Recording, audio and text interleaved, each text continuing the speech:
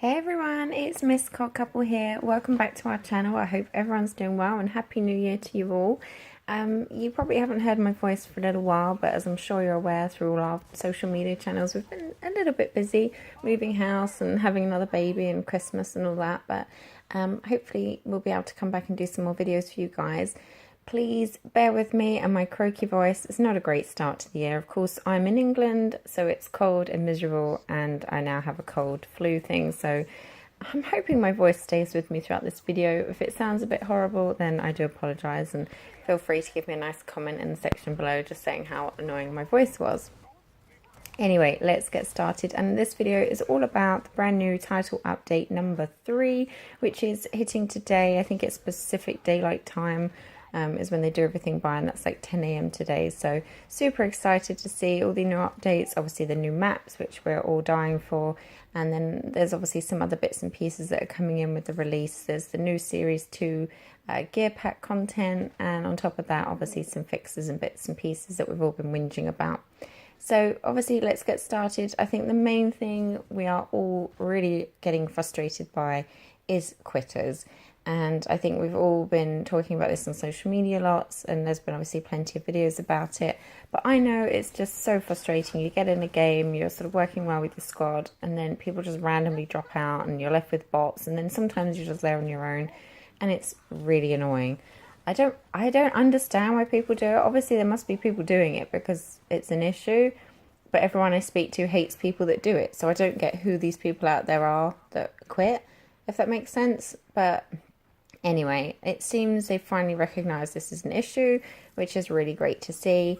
I know everyone was worried about the whole kind of side of putting in measures and then penalties, but what if you hadn't actually quit and it was just your broadband had dropped out? So let's see what they've said. They said that with the new measures, they are going to have some kind of punishment, so that if you do drop out, you're going to be suspended from all matchmaking for any kind for a limited time to discourage that kind of dropout behaviour.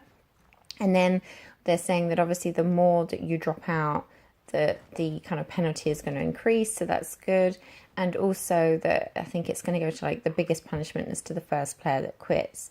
They have put something in there though, which is I think a good idea, to say that if you know, like you say, did lose your connection, you've got 5 minutes to kind of get back, get online, and then rejoin that game. And if you do complete the game, then you won't have any penalties. So I think that's a good idea, because as soon as they said about penalties, everyone was on the case. Oh, what if my broadband dies? What if, like they've said here, I think my pet, you know, trips over the cable or whatever.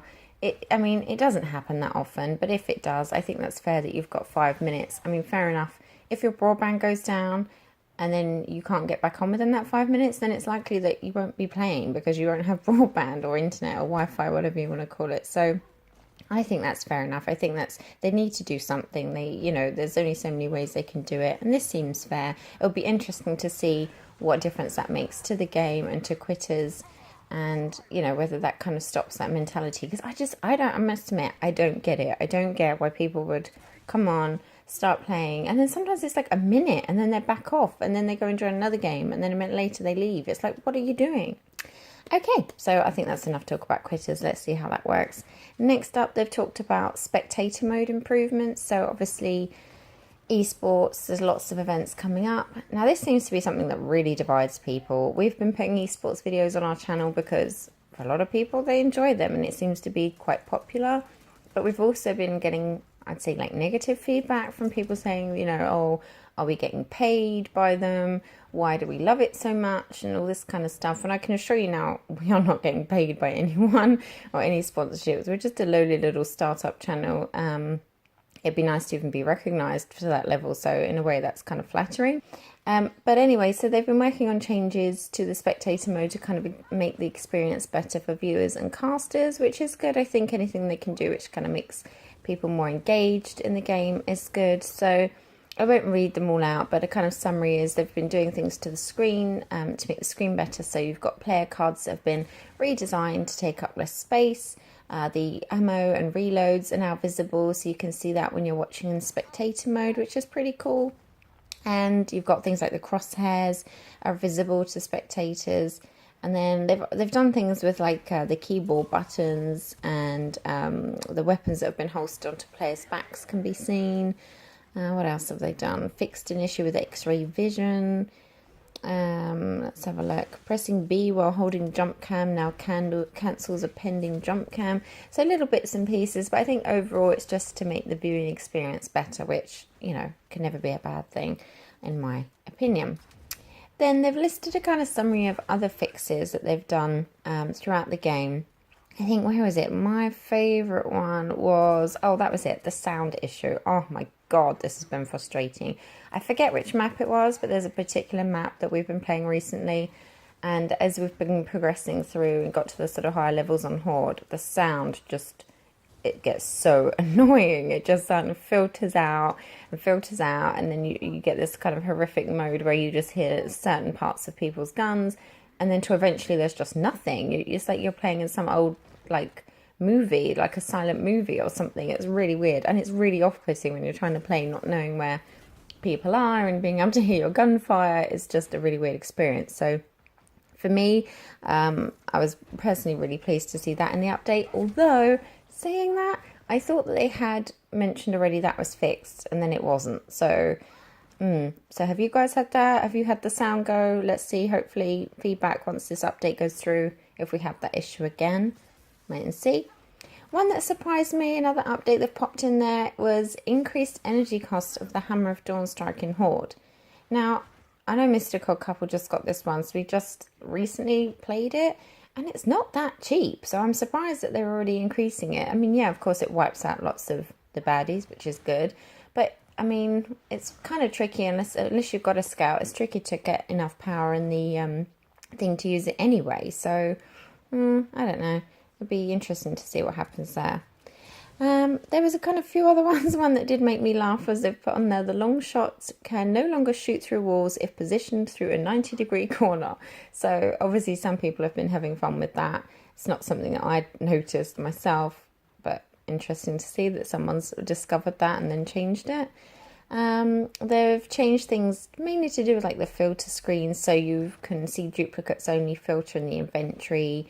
They've fixed issues allowing grenade effects to continue to the next round in Versus, and other things to do with bonuses and rewards. So they've said here increased escalation win and loss bonuses and bounty rewards, and they've put here that they've tuned the criteria and rewards for King of the Hill bounties. Now, I always think it's interesting when they just kind of say tuned and they don't tell you how they've tuned it. So it's obviously something they've had an opinion on, but they don't really wish to reveal exactly what they've done, which always leaves me a bit suspicious, I guess. Maybe I'm a bit of a cynic, but hey-ho, it would be interesting to see how that's changed.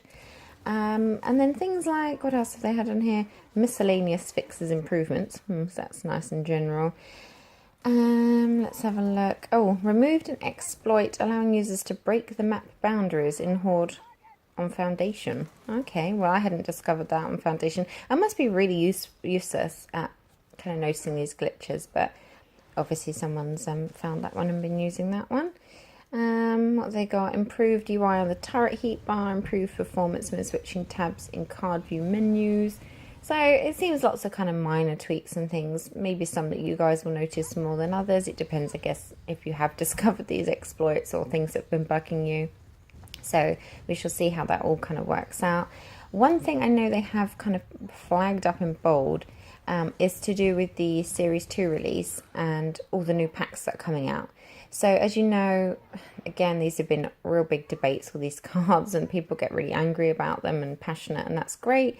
But the main thing they've said is apparently once the update's gone through, the Series 2 packs will not be available for a few hours. So before everyone tries to go buy them and has a meltdown on Twitter saying, oh my god, I'm not getting the new cards, they have put it in red and bold. So let's just kind of take note of the fact that it says do not buy any gear packs until they've said that they're going to be available. Well, particularly if you want the Series 2 ones, obviously buy packs however you like. But if you want the Series 2, they are not going to be available for a few hours. So just wait until we get the heads up, and then we won't have everyone having kind of nervous breakdowns because they're buying packs, using up their hard-earned points, and then don't have Series 2 items. So that's about it really. I think that wraps up everything. I think the main thing is to see what comes out in Series 2, playing the new maps, and again with the updates we won't really know until we play, particularly with this kind of quitters issue that they're trying to combat, and see how that all pans out. So like I say, as always, we love getting feedback. Let me know your thoughts on everything, what your thoughts are on the updates. Give us some comments. Obviously, chat to us on Twitter. We always like a good conversation on there. Let us know how you feel the update's gone once you've had a chance to play it. Apologies again for this wonderful croaky voice, and I look forward to catching up with you soon. Oh, don't forget, if you haven't subscribed, subscribe and like, and come see us over on Instagram, Twitter, and I think that's all of them. Yeah. Okay, catch you soon, guys. Bye-bye.